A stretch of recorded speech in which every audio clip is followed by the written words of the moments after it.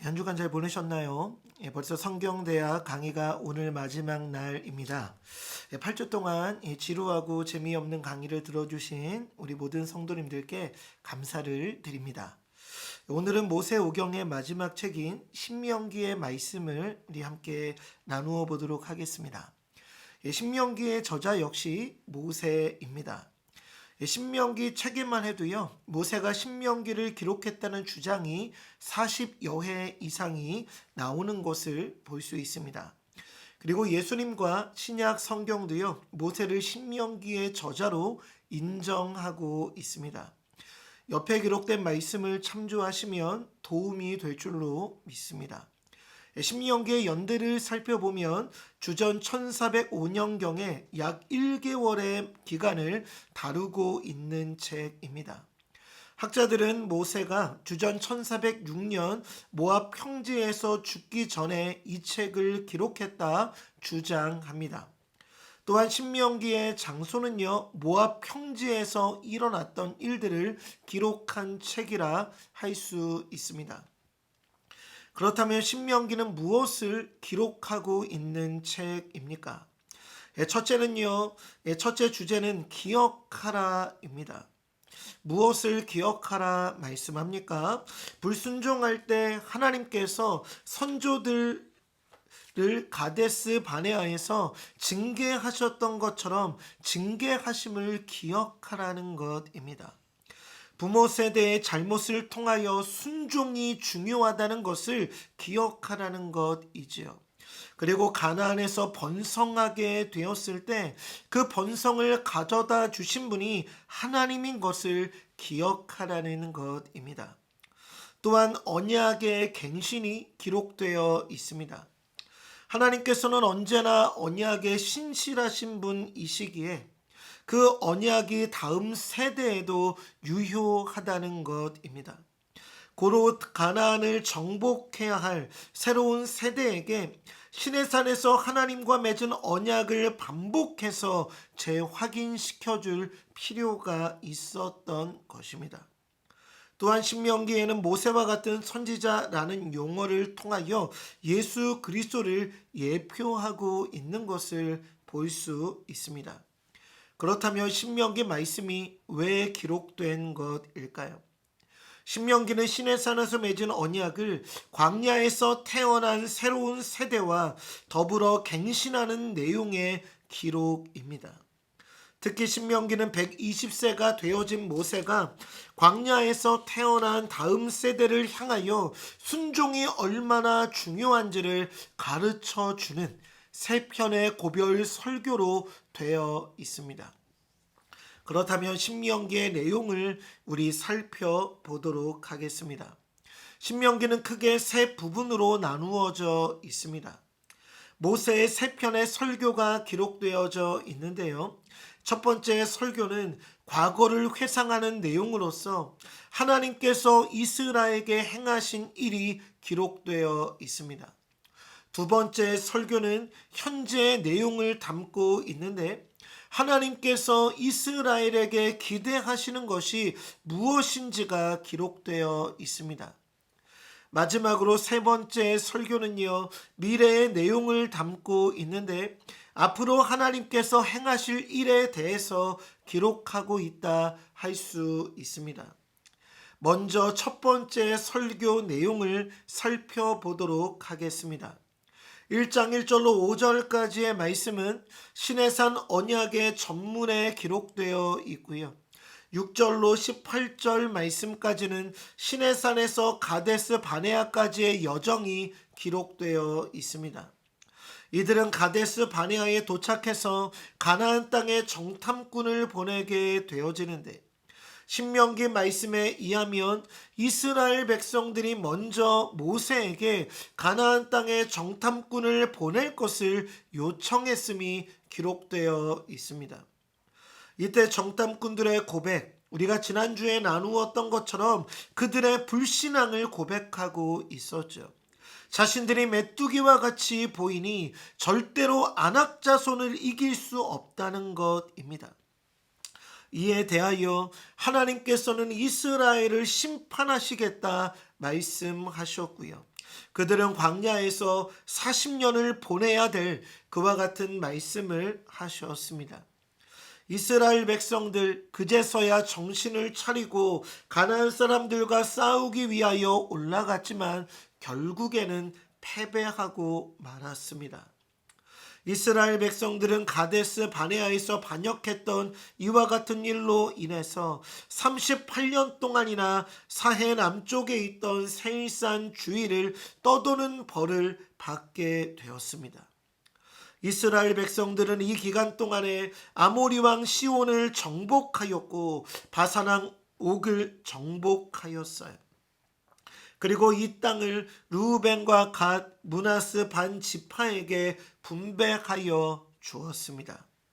그리고 모세의 뒤를 이어 여호수아가 이스라엘의 지도자가 될 것을 또한 기록하고 있습니다. 신명기 4장 44절로 26장까지는요, 모세의 두 번째 설교가 기록되어 있습니다. 시내산에서 주신 하나님의 율법을 소개하고요, 그 언약을 해설하고 있는 기록이 담겨 있습니다. 5장에서는 시내산 언약 특기 10계명이 기록되어 있습니다. 이때 이 10계명은요, 출애굽기 20장에 기록된 10계명과 차이를 보이고 있습니다. 그 차이는요, 네 번째 계명인 안식일을 기억하여 거룩히 지키라에서 찾아볼 수 있습니다. 출애굽기 20장 11절 말씀에는 하나님께서 창조의 일곱째 날, 그날에 안식하셨던 것을 이론적인 근거로 제시한다면, 신명기 말씀에서는 애굽의 속박에서 자유케 하신 일을 이론적인 근거로 제시하고 있습니다. 6장에서는 율법을 가르칠 것을 또한 명하고 있는데, 이스라엘이 약속의 땅에서 정말 안녕과 번영을 누리는 것, 그것이 율법의 순종에 달려 있기 때문에 이 율법을 가르칠 것을 명하고 있습니다. 특히 6장 4절로 9절까지는요, 쉐마 이스라엘, 즉 들으라 이스라엘이라는 말씀이 기록되어 있는데, 우리의 하나님은 유일하신 하나님이시라는 것을 듣고 기억하라는 말씀입니다. 하나님께서는 이스라엘 백성들에게 가정에서 매일 이 말씀을 아침 저녁으로 묵상할 것을 가르쳐 주고 있습니다. 7장에서는 가나안을 정복하라 명하고 있어요. 이때 이스라엘 백성들은 가나안의 거민들과 어떤 언약도 해서는 안 되고요, 혼인을 해서도 안 된다 말씀하고 있습니다. 그 이유는요, 언약이나 결혼은 결국 우상 숭배를 불러오는 영적 도덕적인 타협을 불러오기 때문이었습니다. 8장에서는 여호와를 기억하라 명하는데, 이스라엘은 광야에서 낮추시고 줄이게 하시며 또 그들이 알지도 못하였던 만나를 먹이신 하나님의 뜻이 사람이 떡으로만 사는 것 아니라 여호와의 입에서 나오는 모든 말씀으로 사는 줄을 알기 위해서, 그 사실을 깨달을 필요가 있기 위해서 그렇게 하셨다는 것을 알라는 것입니다. 이스라엘은 쉽게 하나님의 은혜를 잊어버릴 수 있기에 여호와를 기억하라 모세는 말씀하고 있는 것입니다. 9장부터 10장 초반까지의 말씀은요, 은혜로 받은 축복이 기록되어 있습니다. 이스라엘 백성들이 받은 복은 모두 하나님의 은혜의 덕분임을 기억하라는 것입니다. 그러면서 이스라엘의 배교 역사를 기록하고 있어요. 금송아지의 우상 숭배, 광야에서의 여러 배교, 그들이 보였지만, 하지만 모세가 중보하였을 때 하나님께서는 그의 기도를 들어주셨고, 심지어 그들에게 하나님의 율법인 십계명을 허락하신 하나님의 은혜에 대하여 기록하고 있습니다. 마지막으로 순종에 따른 복과 불순종에 따른 저주의 말씀이 기록되어 있습니다. 특히 순종은 하나님을 사랑할 때 가능한 것인데요. 사람은 하나님을 있는 그대로 존중하고 하나님께서 이끄시는 대로 따라가며 온 마음을 다하여 하나님을 섬기고 하나님의 모든 명령에 순종하라는 것입니다. 그런데 우리가 하나님을 사랑하려 하면 마음의 할례를 행할 때에만 가능하다는 것이지요. 그 이유는 하나님을 사랑하기 위해서는 우리의 마음을 사로잡고 있는 자기 중심성을 극복해야 하기 때문입니다. 12장으로부터 26장까지는요, 구체적인 율법 조항이 기록되어 있습니다. 특히 12장부터 16장 17절까지는 의식법이 기록되어 있습니다. 12장 1절로 28절까지는요, 중앙 성소에 대한 말씀이 기록되어 있습니다. 우상을 위한 모든 제단을 다 헐고 하나님께서 정하신 곳, 택하신 곳으로 나아가서 바로 그곳에서 하나님을 예배하라는 것입니다. 또한 우상 숭배를 금지하는 명령이 기록되어 있습니다. 그들에게 이적이나 기사가 나타난다 할지라도 믿지 말라는 것입니다. 사람들이 보는 것에 참 약한데 그들에게 표적이 나타난다 할지라도 기적이 보여진다 할지라도 믿지 말고 온전히 하나님께만 예배할 것을 말씀하는 것입니다. 그리고 정한 음식과 부정한 음식을 구분하고 있는 말씀이 기록되어 있고요. 매년 소산의 11조를 하나님께 드려야 함을 명령하고 있습니다. 특히 3년마다 드리는 11조는요. 레위인과 나그네, 고아와 과부를 부양하는 데 사용되어짐을 말씀하고 있습니다. 또한 부채는 7년마다 면제해 줄 것을 말씀하고요. 노예는 애굽 땅 종되었던 곳에서 구원해 주신 하나님께 대한 감사의 표시로 히브리 노예는 7년째 되는 해에 자유케 하라 명령하는 말씀이 기록되어 있습니다. 그리고 3대 절기, 유월절, 칠칠절, 초막절을 소개하고 그 절기의 예법을 또한 기록하고 있습니다. 16장 18절부터 20장까지는요, 시민법이 기록되어 있습니다. 여기에는 제사장들, 재판장들, 왕, 제사장, 선지자들의 직무가 기록되어 있습니다. 특히 왕의 직무를 살펴본다면 왕의 자격 조건은요, 하나님께서 택하신 이스라엘 백성들 중에서 나와야 했고요. 병마를 많이 두거나 얻으려고 하지 말아야 했습니다. 또한 아내를 많이 두거나 자기를 위하여 은금을 많이 쌓아두지 말아야 함을 기록하고 있습니다. 그런데 이와 같은 기준에 살펴본다면 솔로몬은 이런 왕의 자격을 굉장히 많은 부분 어겼음을 우리가 또한 알 수 있는 것입니다. 세워진 왕은 신명기를 간직하고 정기적으로 읽어야만 했고요. 기록되어진 율법을 지켜 행하는 자여야 했습니다. 제사장과 선지자의 직무는요, 하나님이신 그리스도께서 이 땅에 오셔서 하나님의 뜻을 직접 선포하시는 것을 통하여 성취되었습니다. 그리고 법정에서 증인에 대하여 기록하고 있는데 모든 악과 죄에 대하여 두세 증인의 입으로 그 사건을 확정해야 함을 말씀하고 있습니다. 또한 전쟁을 통하여 가나안 땅을 정복할 때 가나안 족속은 그들의 신으로 이스라엘을 미혹할까 염려하여 진멸할 것에 대하여 하나님은 말씀하셨습니다. 21장부터 26장 말씀까지는 사회법이 기록되어 있습니다.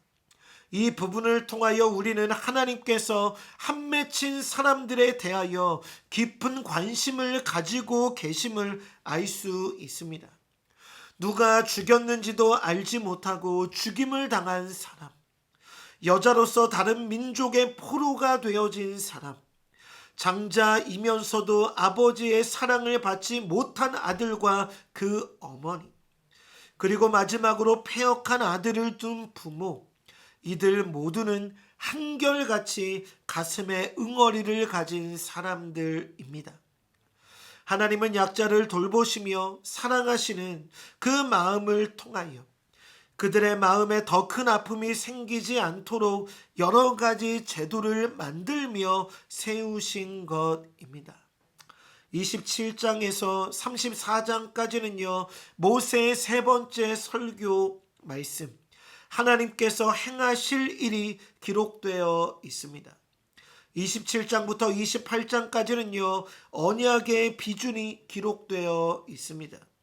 27장 1절로 8절까지는요, 이스라엘 백성들이 가나안에 들어갔을 때 도리에 하나님의 율법을 기록하고 하나님과 언약을 맺고 그 율법에 순종해야 될 것을 명령하고 있습니다. 그러면서 그 말씀에 순종하였을 때 받는 축복과 불순종하였을 때 받는 저주를 기록하고 있습니다. 특히 이스라엘 백성들이 율법에 불순종하면 가나안에서 뿌리째 뽑으신 뒤 열방 중에 산산이 흩어버리실 것을 경고하고 있음을 우리는 기억해야 합니다. 29장부터 30장까지는요, 모압 언약의 제정이 기록되어 있습니다. 언약의 기초는 하나님의 권능이라 할 수 있습니다. 이스라엘 백성들이 모압에서 하나님과 언약을 맺기 전에 하나님께서 이스라엘 백성들에게 행하실 일들을 상기시킵니다. 그런데 이 언약을 어길 시에는 하나님께서 이스라엘을 흩으실 것입니다. 하지만 하나님께서는 흩으신 그들이라도 회복하여 주실 것 또한 약속하고 계십니다. 하나님께서 이들의 마음에 할례를 베푸셔서 마음을 다하며 뜻을 다하여 하나님을 사랑하게 하실 것임을 약속하여 주시는 것이지요.